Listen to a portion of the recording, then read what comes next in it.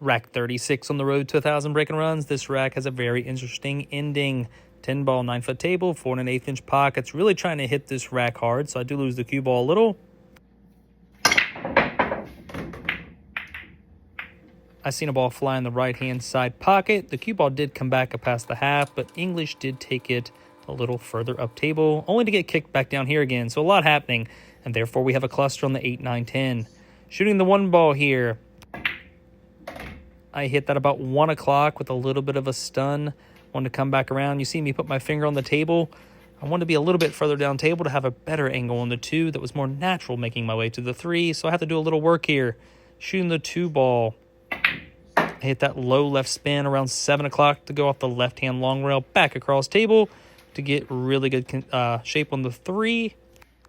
Shooting the 3 looks like a low left spin somewhere around 7, maybe 8 o'clock. Drawing back just for the 4 ball here. You will see the 8, 9, 10 definitely does affect my cueing here a little bit. I did not want to be straight on the 4 or have the opposite angle on the 4. I do have a little bit of a natural angle when I pocket the 4. The cue ball will go toward the left-hand side of the table. Jacked up, aka elevated, shooting down on the cue ball, planning on running into the 6 with a low spin. The good thing about this shot is if I make the 5, now the 6 is very easy to get to, and we know which pocket I'll play it in, the low left. Shooting the 5 ball in the upper left-hand corner pocket. Hit out the low left spin, playing the cue ball back to play the 6 in the lower left. Usually I would not leave a cluster like this for the end of the rack, but I did notice every ball has a pocket. So I was like, why move the balls if they have a pocket? I have to play 1, maybe 2 really good positional shots, and this rack is cake. Why run into the balls and risk not getting out? Shooting the 4, low right spin off the long rail. I want to be like below the 8, we call it, on the other end of the 8. So when I pocket it, I don't run into the 9. Thankfully, I did this. I believe I'm pretty straight, actually, but I definitely don't have to run into the 9 here. The 9 does go in the upper left-hand corner pocket. Shooting the 8 ball with a little bit of a stun. I want to stun it to the right-hand top corner. Basically center ball, nice little short stroke. And my goal was to float the cue ball forward about another 3 inches. This is really my first true big mistake in this rack.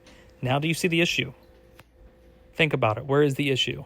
The issue is when I pocket the 9, the cue ball is going to run into the 10 and move the 10 and create separation between the 10 and the cue ball. So basically right here I'm thinking with spins where the balls are going to go, and I'm gauging where the balls are going to go. I plan on making the 9, pushing the 10 to the end rail, and being straight into the upper left-hand corner. I did make the 9. I had a little bit too much draw, so my cue ball didn't hit the 10 in the face or squarely and push it to the end rail. Instead, the cue ball went a little bit higher up table. But thankfully, this is a pretty routine shot, but I'm going to let you listen to the end of this rack. Sweat it. Gosh, I thought that ball was going wide. I sweat it. We got there. Another run on the road to 1,000 break and runs. And of course, I thank this great group of sponsors right here.